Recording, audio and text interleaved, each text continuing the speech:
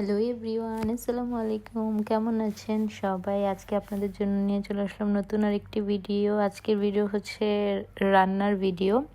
আজকে হচ্ছে বাংলাদেশ থেকে আমার ফ্রেন্ডরা আসবে, তো ওরা যেহেতু রাত্রে আসবে, তো আমি বলেছি রাত্রে এসে আমার বাসায় ডিনার করার জন্য।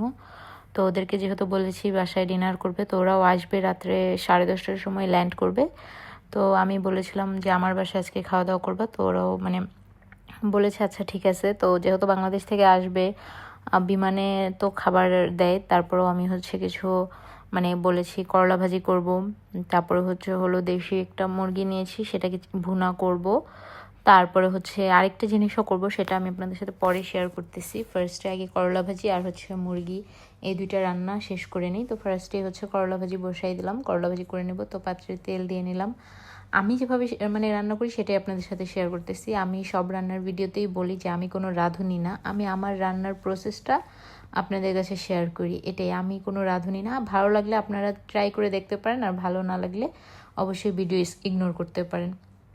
আর ভালো লাগলে অবশ্যই আমাকে লাইক কমেন্ট করে উৎসাহিত করবেন। তো যাই হোক, আমি পাত্রে তেল দিয়ে তারপরে হচ্ছে পেঁয়াজ কুচি দিয়ে দিচ্ছি। তারপরে হচ্ছে পেঁয়াজটা একটু একটু কোনো রকম হলেই তেলে তারপরে হলো আমি দিয়ে দিব ওখানে করলা। আমি কখনো করলা ভাজিটা আসলে ঢেকে করি না। অনেককে দেখি ঢেকে করে, অনেককে দেখি ঢেকে করে না। আসলে করলাটা ঢেকে রান্না করলে দেখা যায় একটু রঙটা কালচে হয়ে যায়। তো আমি করলা ভাজিটা এই জন্য কখনোই ঢেকে রান্না করি না। তারপরে আমি করলা দিয়ে দিলাম এখানে, তারপরে আস্ত কয়েকটা কাঁচামরিচও দিয়ে দিয়েছি এখানে। তারপরে আপনারা একটু চাইলে হলুদের গুঁড়া দিতে পারেন, এটা আপনাদের ইচ্ছা, না চাইলে স্কিপ করতে পারেন। আমি একটু এখানে সামান্য হলুদের গুঁড়া দিয়েছিলাম।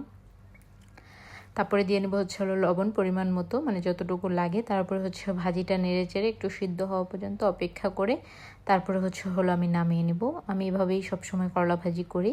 তাহলে হলো করলার সবুজ রঙটা সুন্দর থাকে, আর না হয় ঢেকে দিলে দেখা যায় রঙটা একটু কালচে হয়ে যায় বা হালকা হয়ে যায়। আর এই পর্যায়ে আমি করলা ভাজিটা এখন নামিয়ে নিব। এই যে এখন আমি এই পাত্রে নামিয়ে নিয়েছি করলা ভাজিটা। এই যে আমার করলা ভাজি রান্না করা শেষ। এখন হলো আমি চিকেনটা রান্না করব। তো চিকেনটা আমি একটু ফার্স্টে ভেজে নিব, তারপরে রান্না করব। যেহেতু ভুনাই করব, তো ফার্স্টে এটা আমি তেলে এই যে ভেজে নিচ্ছি। তেল অনেক ছিটতেছিল, যাই হোক।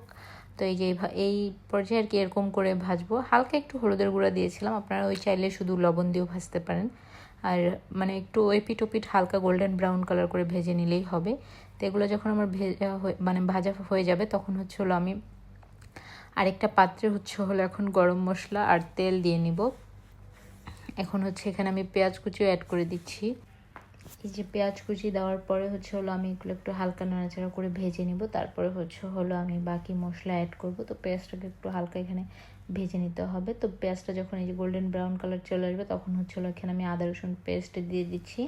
আপনাদের মুরগির পরিমাণ মতো দিয়ে নেবেন। আমি আমার মুরগির যতটুকু তারপর পরিমাণ মতো দিয়ে নিয়েছি। তারপরে এখানে আমি হলুদ, মরিচ, জিরা, ধনিয়া, তারপরে লবণ, এগুলো সব একসাথে হালকা একটু পানি দিয়ে গুলে তারপর এই মশলাগুলো আমি অ্যাড করে দিয়েছি।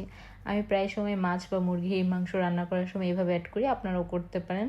তারপরে মশলাটাকে ভালোভাবে কষাতে হবে। এই যে একদম দেখেন মশলা থেকে তেল ছেড়ে ছেড়ে আসতেছে। এ পর্যায়ে হলো আমি মুরগির মাংসগুলো অ্যাড করে দিয়েছি। তারপরে অ্যাড করে দিয়ে মুরগির মাংসটাকেও ভালোভাবে কষাতে হবে। এগুলো আমি বাংলাদেশ থেকে মুরগিগুলো এনেছিলাম, এখানের না। এই মুরগিগুলো আমি বাংলাদেশ থেকে এনেছিলাম। তো এই জন্যই দেশি মুরগি, এই জন্যই ভাবলাম যে আজকে ওরাও আসতেছে, এই জন্য রান্না করি। তো এই জন্য এই দেশি মুরগি নামিয়েছিলাম। তো এই দুইটাই রান্না করা হচ্ছে। তো মুরগিগুলোকে আমি ভালোভাবে কষিয়ে দিব, ঢাকনা দিয়েও কয়েকবার কষাতে হবে। যেহেতু আমি এটা ভুনা করব, ঝোল ঝোল করব না, এই জন্য একটু পানি কম অ্যাড করব। তো এই যে ঢাকনা দিয়ে আমি ঢেকে ঢাকনা উঠিয়ে উঠিয়ে মাঝে কয়েকবার নেড়ে দিয়েছি। তারপরে ভালোভাবে কষিয়ে আমি অল্প একটু ঝোল দিয়েছি, যেহেতু এটাকে আমি ঝোল ঝোল করবো না, তো এই জন্য একটু পরিমাণ মতো পানি দিয়েছি। তারপরে এই তো পানি দেওয়ার শেষে হলো এই যে আমার এখন মুরগি রান্না শেষ। আমি এখন হলো গরম মশলা গুঁড়া আর ভাজা জিরার গুঁড়া দিয়ে তারপর এখন আমি মুরগিটা নামিয়ে নিব। এই তো আমার মুরগির ফাইনাল লুক দেখেন, উপর দিয়ে তেল ভেসে এসেছে। এখন আমি এই পর্যায়ে মুরগিটা নামিয়ে সাইডে রেখে দিব। তারপর আমি আমার আরেকটা রান্না দেখাবো। তো মুরগিটা কেমন হয়েছে অবশ্যই কমেন্ট করে জানাবেন। তো আমি আরেকটা রান্না করব, সেটা চিতল মাছের কোপ্তা। তো আমি চিতল মাছের যে বলেছিলাম এক ভিডিওতে যে চিতল মাছটা আমার কেটে আনা হয়েছে, আনাম আস্ত বা যেটা আনাম আনা হয়নি। তো তো এই জন্য হলো আমি এটাকে এখন কেটে আনা হয়েছে, এখন এটা দিয়ে কোপ্তা করব। তো এটা থেকে মাছ বের করে কোপ্তা করাটা আসলে অনেক কঠিন একটা কাজ হবে, তারপর এটা আমি সময় নিয়ে জন্য করব। এটা থেকে প্রথমে আমি থেতলে নিয়ে মাছ বের করে নিব, তারপরে কাটা বাছতে হবে, তারপরে এটা দিয়ে কোপ্তা করতে হবে। যদি মাছটা আস্ত থাকতো তাহলে কাটা বাছতে বা বের করতে এতটা কষ্ট হতো না। যতগুলো কষ্ট হয়েছে এখানে আমি সব পেটের মাছগুলো আর কয়েকটা মাছ দিয়ে আমি একদিন ভুনা করেছিলাম চিতল মাছের। তো এই তো এখন এটা থেকে আসলে থেতলে নিয়ে মাছ বের করতে অনেক কষ্ট হয়ে গিয়েছে, আর চামড়ার সাথে অনেক মাছও অনেকগুলো আর কি নষ্ট হয়েছে আর কি বলা যেতে পারে। যেহেতু আস্ত থাকলে আর কি চামড়াটাও সাথে চামড়াটার সাথে র্যাপ করে ভাজতে পারতাম, তো যেহেতু আস্ত আর ছিল না এটাকে আমার বল করে ভাজতে হয়েছে। তো যাই হোক, এই যে আমি এভাবে মাছগুলো বের করে নিয়ে এখান থেকে আমি কাটা বেছে তারপরে আমি কোপ্তার মাছগুলো নিয়েছি। এটা অনেক কষ্ট হয়েছে আর অনেক সময় সাপেক্ষ ছিল, বিকজ এভাবে মাছ বের করে কাটা বাছতে, আর চিতল মাছের যেহেতু কাটাগুলো অনেক বেশি, এগুলো বাছতে অনেকটা সময় লেগেছে। যাই হোক, এটা আমি অনেক সময় নিয়ে করেছি। তারপরে এখন আমি কোপ্তার জন্য যে পেঁয়াজ কুচি, কাঁচামরিচ কুচি, আদা রসুন বাটা, হলুদের গুঁড়া এইগুলা নিয়েছি। আর এই যেখানে আমার কোপ্তা, আর এখানে আমি সব মশলা এখন অ্যাড করছি। আপনারা যদি কেউ চান কোপ্তার সাথে গরম ভাত বেটে দিতে পারেন, এটা আমি ইউজ করি। যদি আপনাদের ভালো লাগে ইউজ করবেন, না ভালো লাগলে ইগনোর করতে পারেন। এটা আমি ইউজ করি, আমার থিওরিটা আমি আপনাদের সাথে বললাম। তো যাই হোক, এখানে ধনে পাতা, চিলি ফ্লেক্স, গোলমরিচের গুঁড়া, তারপর ধনিয়ার গুঁড়া, জিরার গুঁড়া, আমি সব মশলা দিয়ে মশলাটা আগে মেখে তারপরে আমি কোপ্তার যে মিশ্রণটা, কোফতার সাথে আমি ভাত বেটে দিয়েছিলাম সেটা আমি এখন এখানে অ্যাড করতেছি। আপনারা চাইলে দিতে পারেন, না চাইলে স্কিপ করতে পারেন। আমি বারে বারে বলছি এটা আমি দিয়েছি, সেটা আপনাদের সাথে আমি শেয়ার করলাম। আমার কাছে দিলে ফ্লেভারটা বা এটা খেতে আমার কাছে ভালো লাগে, এই জন্য আমি দিয়েছি। তারপর আমি হাতে একটু তেল মেখে তারপর কোপ্তাগুলো গোল গোল করে নিয়েছি। যদি মাছের চামড়াটা থাকতো তাহলে আমি এটা র্যাপ করে নিতে পারতাম। তো যাই হোক, সেটার যেহেতু নাই, তো এখন গোল গোল করে নিয়ে এগুলো এখন আমি তেলে ভেজে নিব, তারপরে ভুনা করব। আপনারা যদি চান তাহলে তেলে ভেজেও কেউ খেতে পারেন। তো আমরা যেহেতু ভাত দিয়ে খাবো এই জন্য ভুনা করতেছিলাম। তো যদি আপনারা ফ্রাই খান তো আর একটু ডিপ করে ভেজে নেবেন। তো যাই হোক, তারপর আমি ভুনা করার জন্য এখন পাত্রে তেল দিয়ে তারপরে পেঁয়াজগুলো ভাজতে দিয়ে দিয়েছিলাম। তো পেঁয়াজগুলো হালকা ভাজা হলে এখানেও হালকা মশলা অ্যাড করব, যেহেতু আমি ওখানে মশলা দিয়েছিলাম, এখানে হালকা জাস্ট একটু কষানোর জন্য মশলা অ্যাড করব। তো এখানে আদা রসুন পেস্ট দিয়ে দিয়েছিলাম, তারপরে দিয়ে দিলাম একটু হলুদের গুঁড়ো।